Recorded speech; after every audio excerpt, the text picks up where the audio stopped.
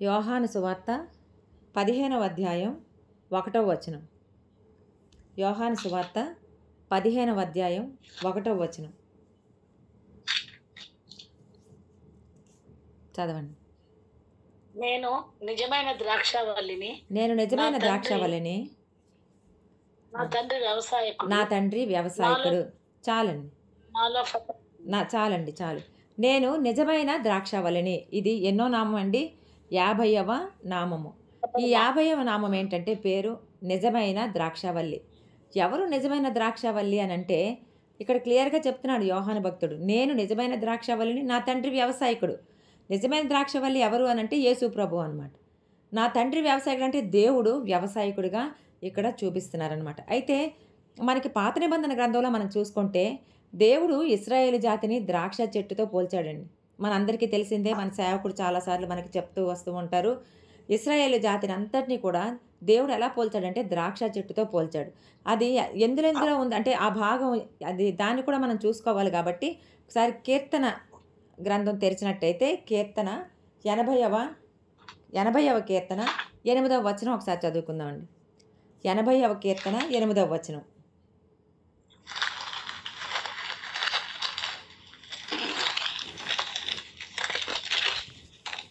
80వ కీర్తన 8వ వచనం.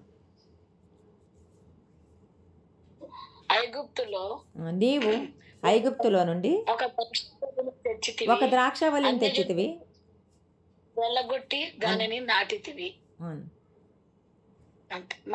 ఇంకా చదవండి, కంటిన్యూ చేయండి.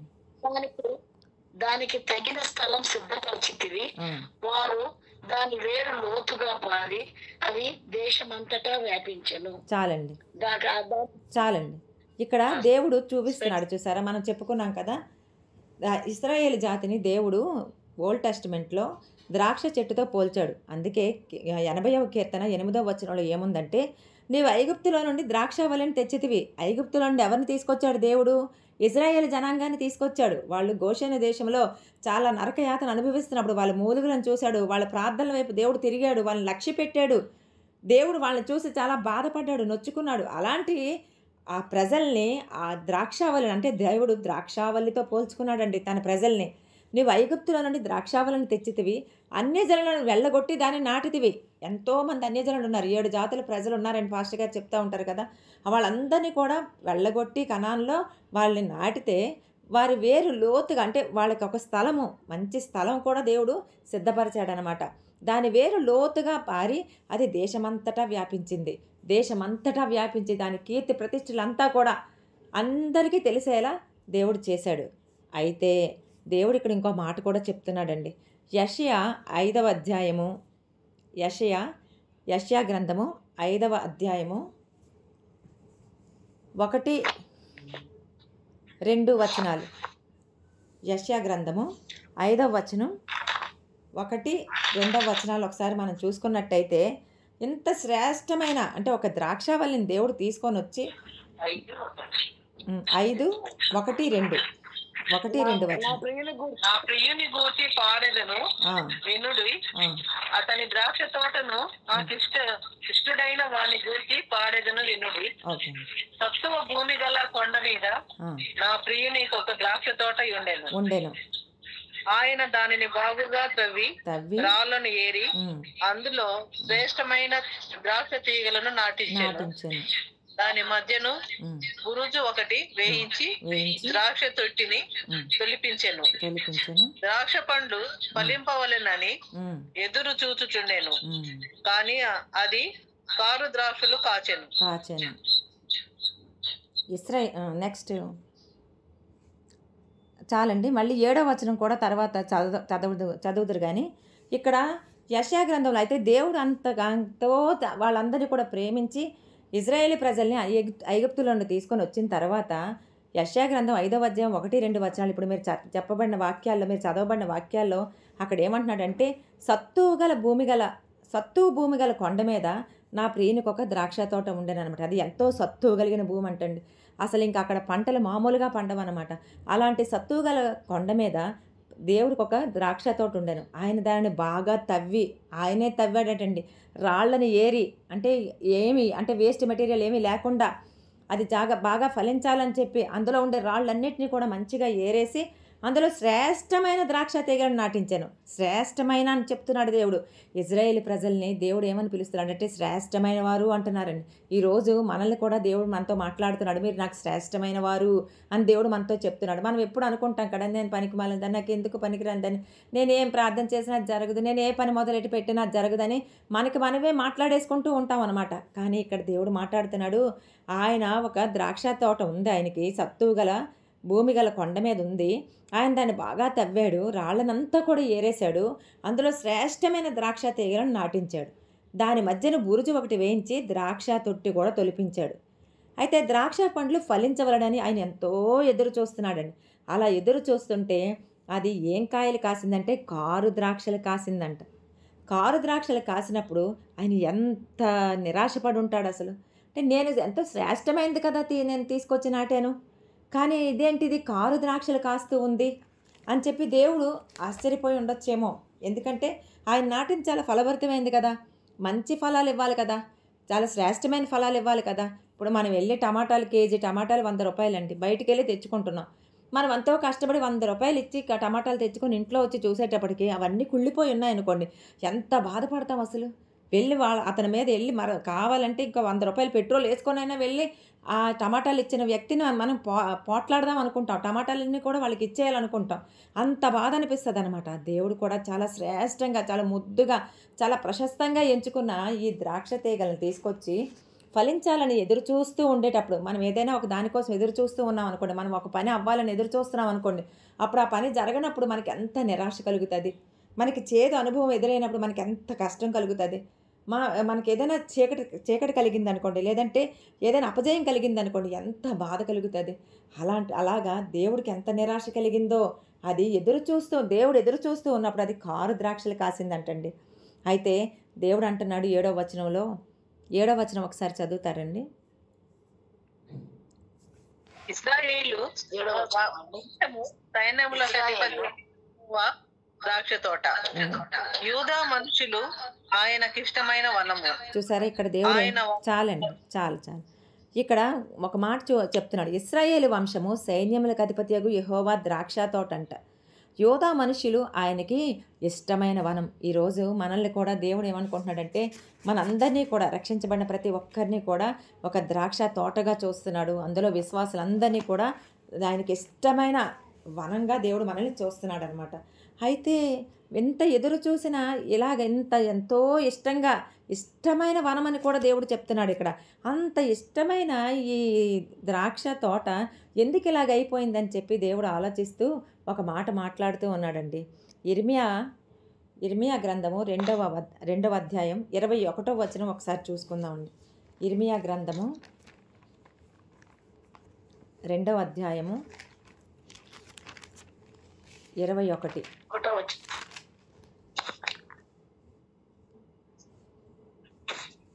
చదవండి ఎవరైనా.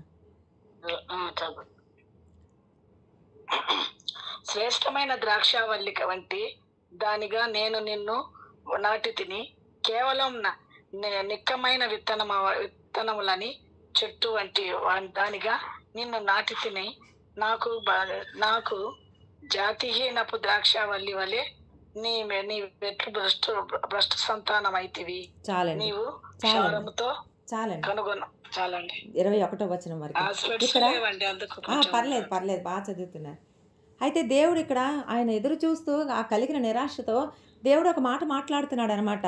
అయ్యో, శ్రేష్టమైన ద్రాక్షావల్లి వంటి దానిగా నేను నిన్ను నాటాను కదా, కేవలం నిక్కమైన విత్తనం వల్ల చెట్టు వంటి దానిగా నేను నాటాను కదా, కానీ నాకు జాతిహీనపు ద్రాక్షావల్లి వలె నీ వెట్లు భ్రష్ట సంతానం అయిపోయావు. ఈరోజు మనం కూడానండి రక్షించబడిన తొల్లిటి దినాల్లో ఎంత శ్రేష్టంగా ఉంటామో, దేవుని కొరకు అది చేసేయాలి, ఇది చేసేయాలి, ఇది చేసేయాలి, అది చేసేయాలి అనుకుంటామండి.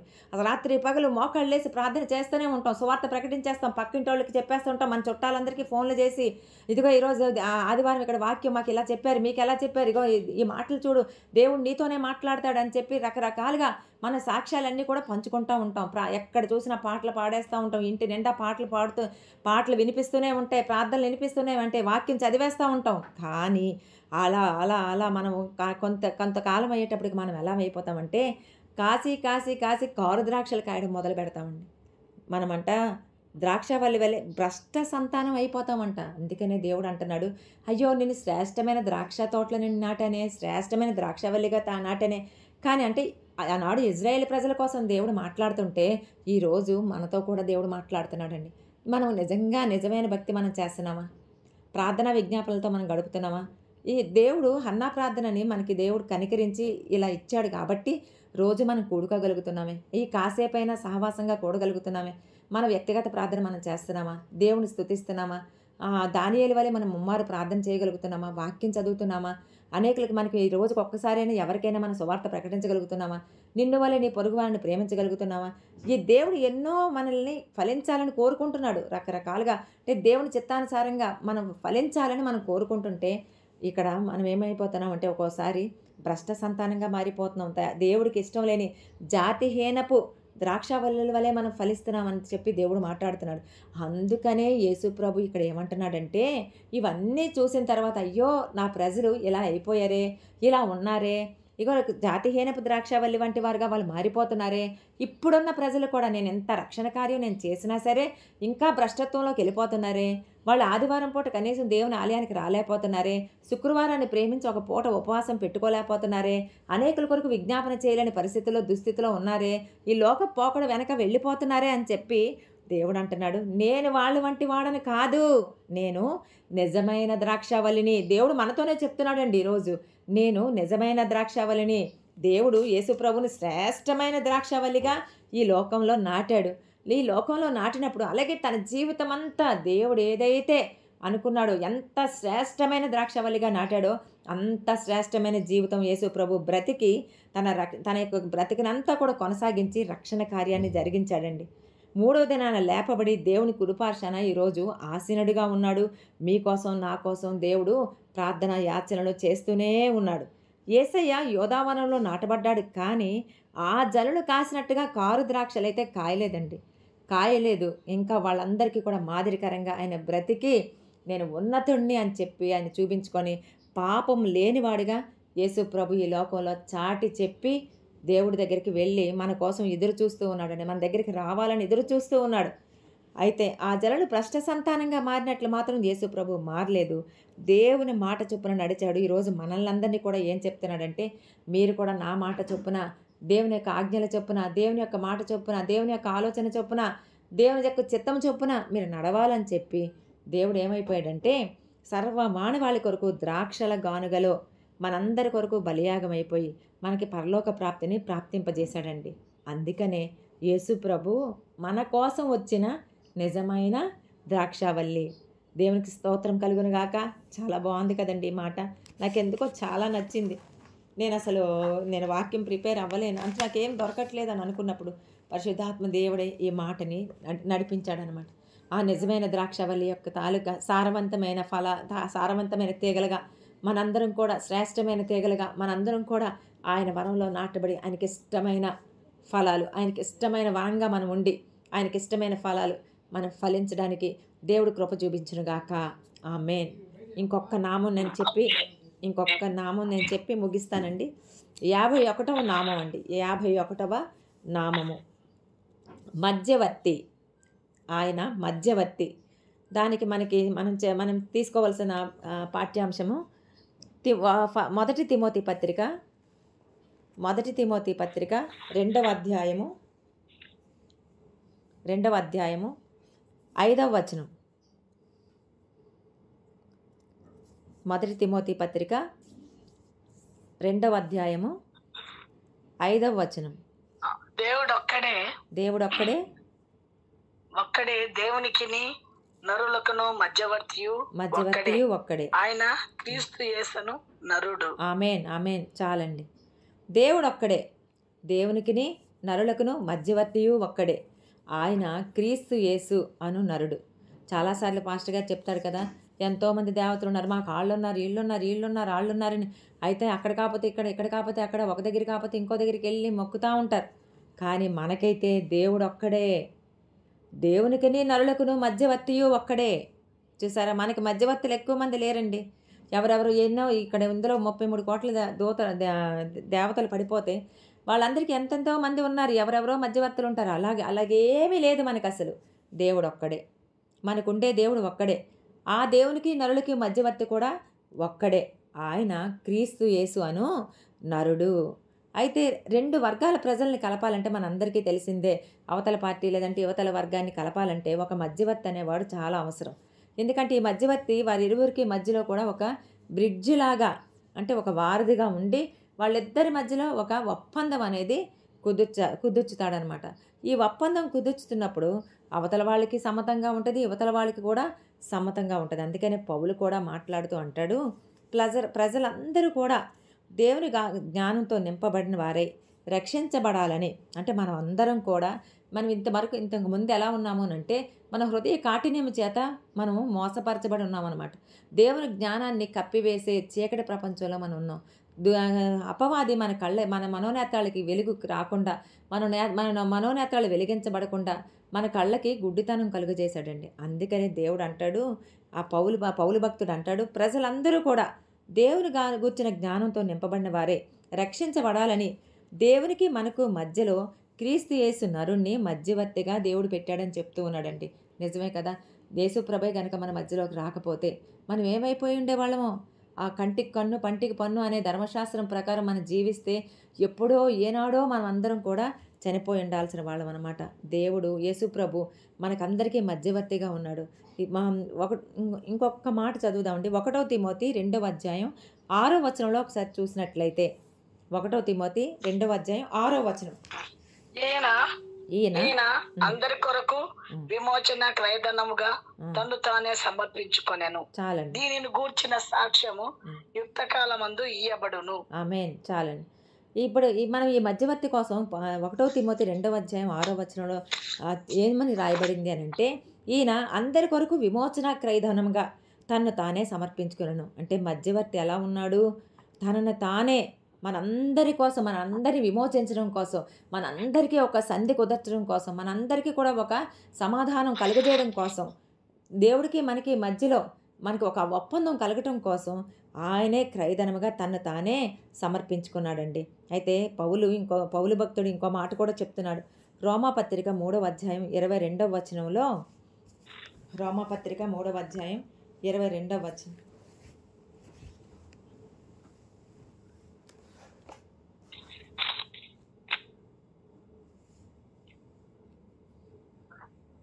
మూడవ అధ్యాయం 22వ వచనం. 3వ అధ్యాయం 22. అవునండి. మీ సేవకుడు ఆయన అందరూ పాపం చేసి దేవుడు అనుగ్రహించి మహిమను పొందలేకపోతున్నారు. చాలండి, చాలండి. ఇక్కడ పౌలు భక్తుడు ఏం చెప్తున్నాడంటే, ఏ భేదము లేదు అంటేనా, నేను పాపిని కాదు, నేను చాలా నీతిమంతురాలిని అని మనం అనుకుంటాం. కానీ అలా కాదు. ఏ భేదము లేదు. అందరూ పాపం చేసి దేవుడు అనుగ్రహించి మహిమను పొందలేకపోతున్నారు. కాబట్టి ఇక్కడ యేసుప్రభు ఏం చేశారంటే, ఆయనకాయనే విమోచన క్రయధనంగా మనందరి కోసం ఆయన విమోచన క్రయధనంగా ఆయన మార్చబడిపోయారండి. తర్వాత ప్రకటన గ్రంథం 12వ అధ్యాయం 10వ వచనం ఒకసారి చూస్తే, ప్రకటన గ్రంథం 12వ అధ్యాయం 10వ వచనం. ప్రకటన గ్రంథం 12వ అధ్యాయం 10వ వచనం. మరియు ఒక గొప్ప స్వరము పరలోకమందు ఇలాగ చెప్పుట వింటిని, రాత్రి పగళ్ళు మా దేవుని ఎదుట మన సహోదరుల మీద నేరం మోపవాడై అపవాది పడద్రోయబడి ఉన్నాడు. చాలండి. కనుక ఇప్పుడు చూసారా, ఇక్కడ రాత్రింబగళ్ళు మనం ఇది ఎప్పుడు కూడా మన సేవకుడు చెప్తూనే ఉంటాడు. రాత్రింబగళ్ళు మన దేవుని ఎదుట మన సహోదరుల నిమిత్తము, మన సహోదరుల మీద నేరము మోపువాడైన అపవాది. అంటే ఈ అపవాది మన సహోదరులు అంటే వాళ్ళే కాదండి, మనం కూడా ఉన్నాం అందులో.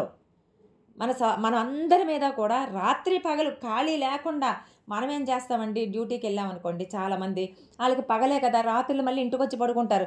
వచ్చిన ఆ గంట కూడా వేస్ట్ చేయాలని కోరుకోరు. అవతలోళ్ళ కోసం, యువతలోళ్ళ కోసం, పక్కింటోళ్ళ కోసం, పక్కన ఉన్నోళ్ళ కోసం, పక్క సీటోళ్ళ కోసం నేరాలు మోపుతూనే ఉంటారనమాట.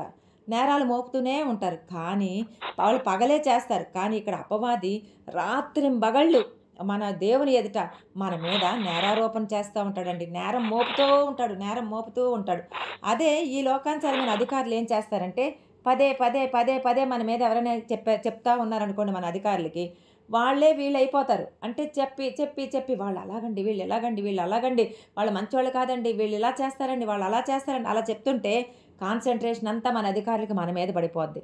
ఇంకా మనల్ని తిట్టడమో, లేదంటే మనల్ని విసుక్కోవడమో, మనకి లీవులు ఇవ్వకపోవడమో, లేదంటే వేరే రకంగా మాట్లాడడమో ఇలా చేస్తూ ఉంటారనమాట. కానీ కానీ కానీ మన యేసు ప్రభువు, క్రీస్తు యేసు అనే మధ్యవర్తి మనకు ఉండటం వలన ఆయన ఏం చేస్తున్నాడంటే, అపవాది రాత్రి పగలు నేరాలు మోపుతా ఉన్నా సరే ఇంకొక్కసారి మన మధ్యవర్తి ఏమంటున్నాడంటే తండ్రితో, తండ్రి సరే ఈ నేరం చేసిందా మంజుల, సరే తండ్రి ఒక్క సంవత్సరం తండ్రి, ఒక్క సంవత్సరం ఇవ్వు తండ్రి, నేను గొప్ప తవ్వేస్తాను తండ్రి, నేను నీరు కట్టి పోసేస్తాను తండ్రి, ఎరువేసేస్తాను తండ్రి, మంజులాన్ని నేను కట్టుకుంటాను తండ్రి, తను ఫలించేటట్టుగా నేను చేస్తాను తండ్రి, ఈ ఒక్క సంవత్సరం నాకు సెలవివ్వు తండ్రి అని తండ్రిని మన నిమిత్తం వేడుకుంటున్నాడండి దేవుడు. లేదంటే ఏ రోజో ఎప్పుడో మన జీవితం అంతమైపోయి ఉండాల్సిందే. అపవాది మన మీద ఎవ్వరు బలమే. అపవాది అంటే మామూలుడు ఏం కాదండి. మన మీద నేరారోపణ మోపుతున్నది, మన మీద నేరం మోపుతున్నది మామూలు మనుషులు కాదండి. చాలా శక్తివంతమైన వాడు, చాలా బలమైన వాడు, వాడి నోటికి మామూలుగా శక్తి లేదు. అలాంటి వాడు సైతము దేవుడి దగ్గరికి వెళ్ళి మన మీద చెప్తుంటే దేవుడు ఒప్పుకోవట్లేదండి. దేవుడు వినట్లేదు. మన మాటలు వింటున్నాడు. నా చెవులు మందగిలలేదు, నువ్వు ప్రార్థన చేస్తుంటే నేను విననేరకు విన్నట్లు నా చెవులు మందం కాలేదు అని దేవుడు చెప్తున్నాడండి. నేను రక్షింపనేరకు ఉన్నట్లు నా హస్తం కూర్చు కాలేదు అని మనతో చెప్పిన దేవుడు అపవాదొచ్చి మన మీద నేరం మోపుతుంటే ఆ మాటలు వినట్లేదండి.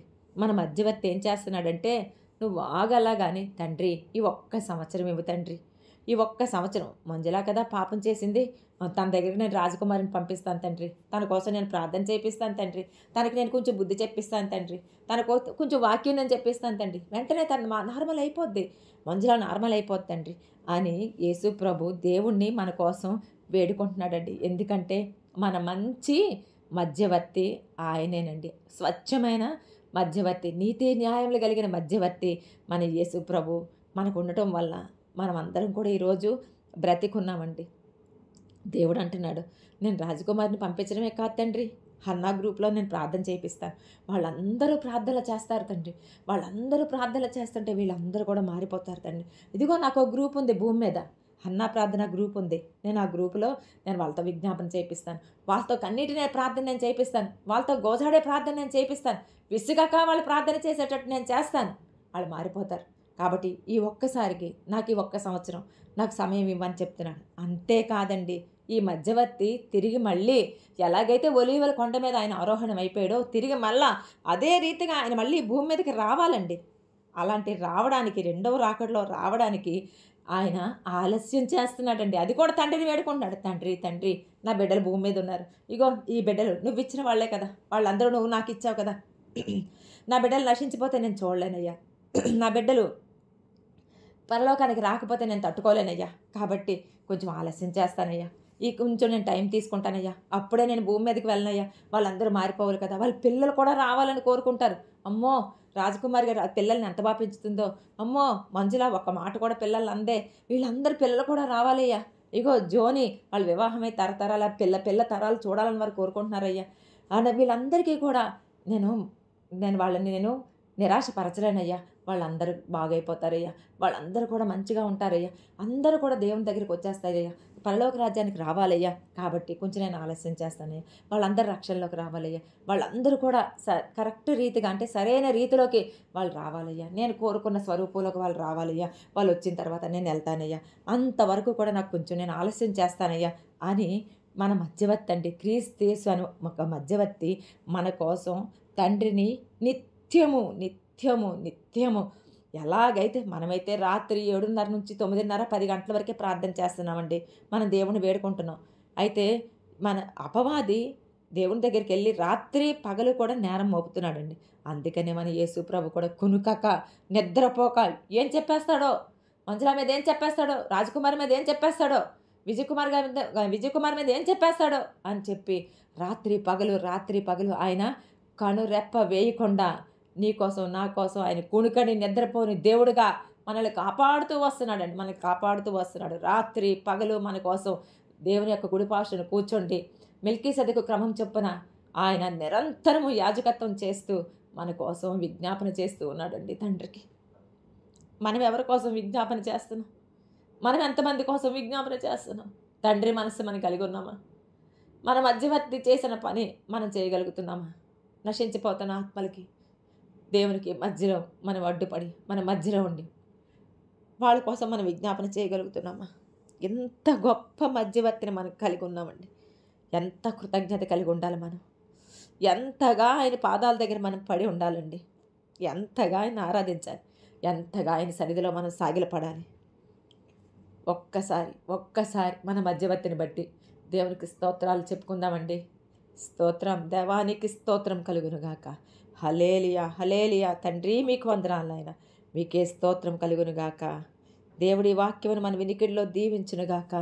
ఆమేన్, ఆమేన్, ఆమేన్, ఆమేన్, ఆమేన్, ఆమేన్, హల్లెలూయా, హల్లెలూయా.